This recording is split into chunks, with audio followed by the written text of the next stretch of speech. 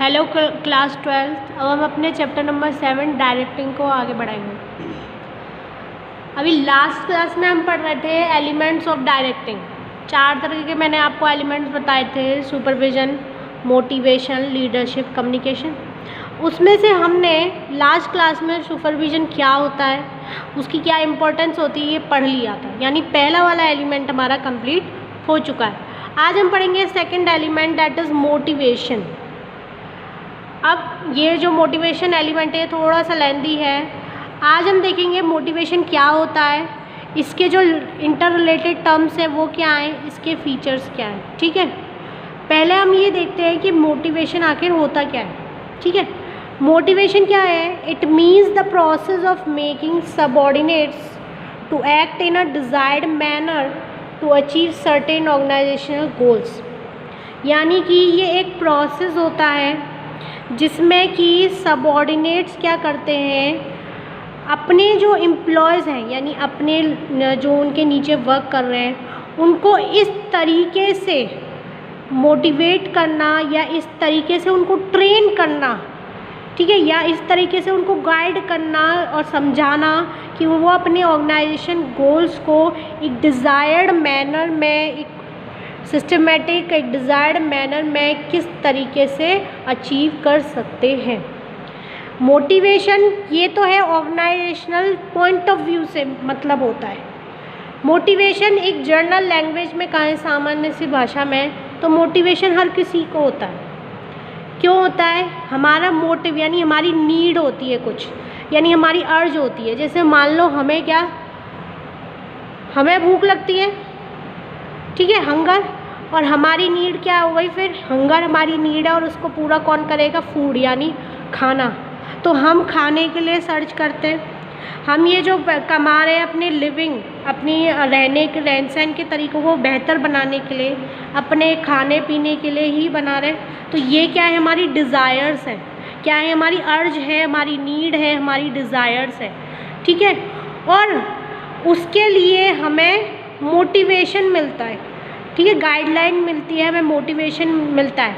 अब जैसे अगर हमें पढ़ना है तो पढ़ने का मोटिवेशन कौन देंगे? हमारे टीचर्स देंगे, हमारे पेरेंट्स देंगे। ठीक है, अगर हमें अपना क्या कहते हैं खाना चाहिए तो वो मोटिवेशन क्या है? एक इंडिविजुअल मोटिवेशन है, हमारे अंदर से वो आएगा कि हमें ये डिज़ायर है, हमें इसकी ज़रूरत है। ठीक है, और ऑर्गेनाइजेशन के पॉइंट ऑफ व्यू से बात करें तो मोटिवेशन लाना इसलिए पड़ता है एम्प्लॉयज़ में क्योंकि गोल किसका है? ऑर्गेनाइजेशन का है। और इससे क्या होगा? एम्प्लॉयज़ को ये समझाया जाता है कि ऑर्गेनाइजेशन गोल के साथ साथ आपके इंडिविजुअल गोल्स भी अचीव हो जाएंगे। यानी उनको मोटिवेट किया जाता है, उनको डायरेक्शन प्रोवाइड की जाती है कि वो अपने और साथ ही साथ ऑर्गेनाइजेशन गोल्स को अचीव करें इफ़ेक्टिवली। ठीक है, तो ये होता है मोटिवेशन।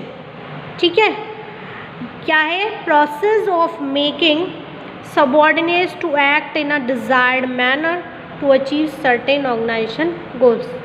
ये तो हो गया मोटिवेशन। अब हम ये देखते हैं कि इसके 3 इंटर रिलेटेड टर्म्स क्या होते हैं। पहला होता है मोटिव। मोटिव क्या होता है? जैसा कि मैंने अभी आपको बताया, नीड यानी अर्ज, यानी हमारी डिज़ायर। ठीक है, अभी एग्जाम्पल मैंने आपको दिया कि हमारी नीड क्या है। जब तक हमारे अंदर की नीड, हमारे अंदर की इच्छा जागृत नहीं होगी तो हम उसको आगे करने के लिए कोशिश भी नहीं करेंगे। ठीक है, जिस तरीके से हमें भूख लगती है, हमें प्यास लगती है, ये हमारी अंदर की डिज़ायर है, हमारी नीड है।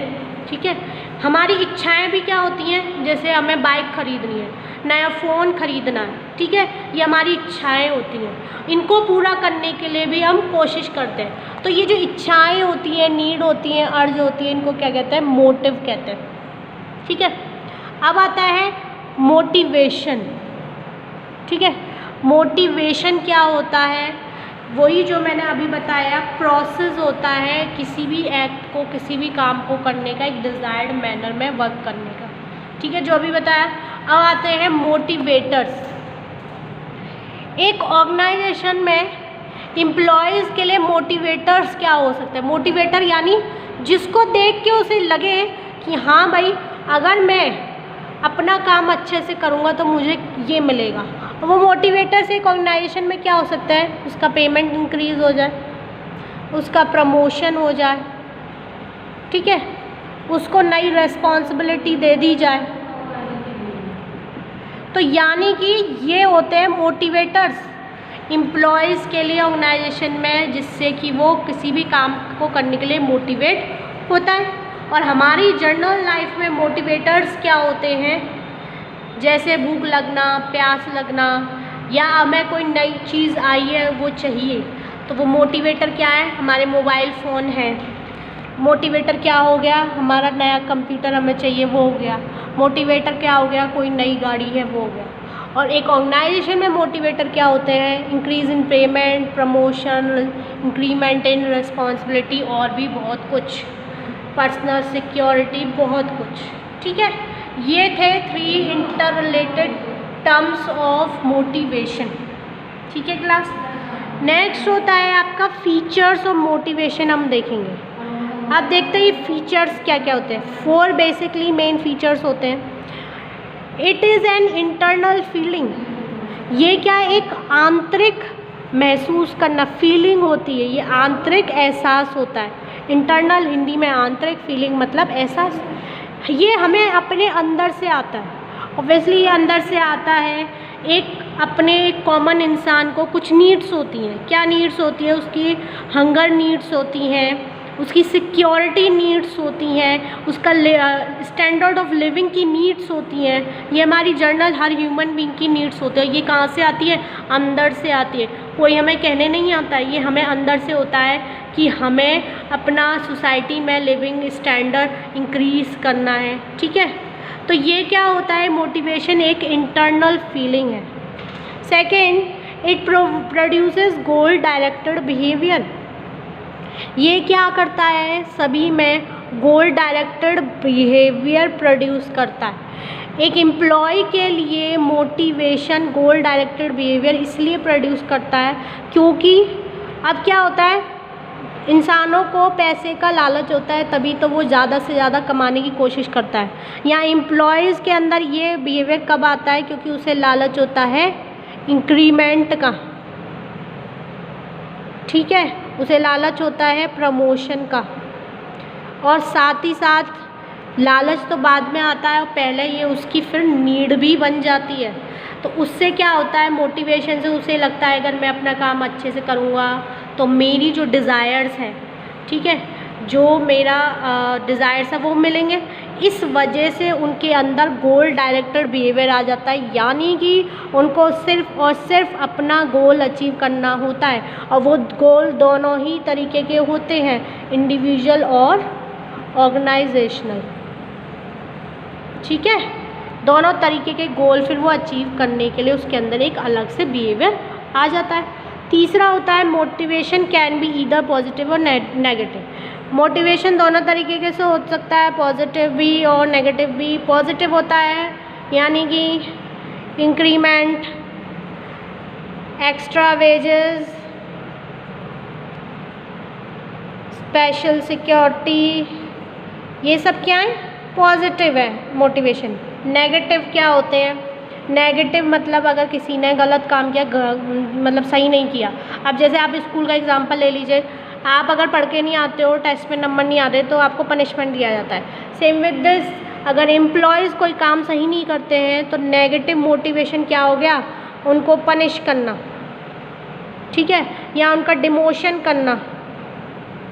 उससे क्या होगा? उनके अंदर ये रहता है कि अरे मुझे तो डिमोशन मिल गया, मुझे पनिश किया गया सभी के सामने, अब मुझे अपना अच्छा करने की कोशिश करनी पड़ेगी, ठीक है। तो दोनों ही तरीके से depend upon the people nature, हर किसी के नेचर पर डिपेंड करता है कि उसको पॉजिटिव मोटिवेशन सूट होगा या नेगेटिव। उसके अकॉर्डिंग आप वो मोटिवेशन उसको दे सकते हैं जिससे कि वो अपने गोल्स को अचीव कर सके। लास्ट होता है motivation is a complex process. ये जो मोटिवेशन होता है इसका प्रोसेस बड़ा ही कॉम्प्लेक्स होता है। बेसिकली कोई स्टेप बाय स्टेप प्रोसेस होता नहीं है इसका, ठीक है। इसमें क्या होता है, आप इसको इजीली एक एग्जांपल से समझ सकते हो कि मान लीजिए कोई इंसान गया, उसको सुबह से नाश्ता नहीं मिला है, ठीक है, अब उसे लग रही है भूख, तो वो क्या, उसके पास 15 रुपीज़ हैं, वो इधर उधर घूमा, इधर उधर घूमते घूमते उसको 10 रुपये में क्या मिल गया, उसको रोटी मिल गई और दाल मिल गई। एक बज चुके थे तो उसका सेटिस्फेक्शन हो गया, वो सेटिस्फाई हो गया, ठीक है। लेकिन अगर उसको नहीं मिलता तो वो टेंस हो जाता, क्या हो जाता, टेंशन में आ जाता, ठीक है। तो इसी की तरीके से ये एक प्रोसेस होता है, जैसे देख लो अनसेटिस्फाइड नीड, कोई नीड है वो सेटिस्फाई नहीं हुई तो क्या आती है, टेंशन आती है, ठीक है। टेंशन होगी और अलग अलग तरह के विचार आएंगे, ड्राइव्स, फिर बिहेवियर चेंज होगा, सर्च बिहेवियर, ठीक है। उसके बाद अगर नीड सेटिस्फाई होती है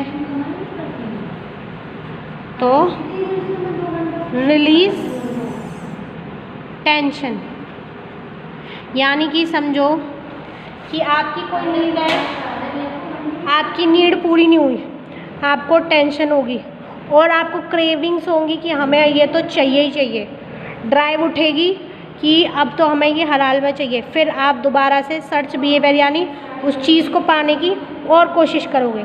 जब आप आगे बढ़ोगे, जैसे मान लो ये आदमी था, इसको भूख लग रही थी, नाश्ता नहीं किया था, 1 बज चुका था, अब उसने ढूंढा तो उसे मिल गए, लेकिन अगर नहीं मिलता तो वो और तेज़ी से उसको भूख लगती और वो और डेस्परेटली ढूंढता, फिर जब उसे मिल जाता तो उसकी नीड क्या होती, सेटिस्फाई हो जाती और उसकी टेंशन भी ख़त्म हो जाती।